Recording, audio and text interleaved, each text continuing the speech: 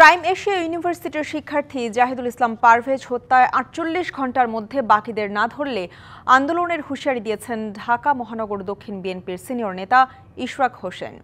দুপুরে prime Asia বিশ্ববিদ্যালয়ের সামনে অবস্থান ছাত্রদলের কর্মসূচিতে এই হুঁশিয়ারি দেন তিনি। বলেন, নৃশংস হত্যাকাণ্ডের যারাই জড়িত তাদের সবাইকে দ্রুত আইনের আওতায় আনতে হবে। বৈষম্য বিরোধী আন্দোলনে যারা ছিলেন তাদের ৯০% ক্যাম্পাসে ফিরে গেলে সংগঠন কে চালাচ্ছে প্রশ্ন রাখেন ইশরাক। বৈষম্য বিরোধী আন্দোলনের ব্যানারে আর কোনো অপকর্ম করতে দেয়া হবে না হুঁশিয়ারি দেন তিনি।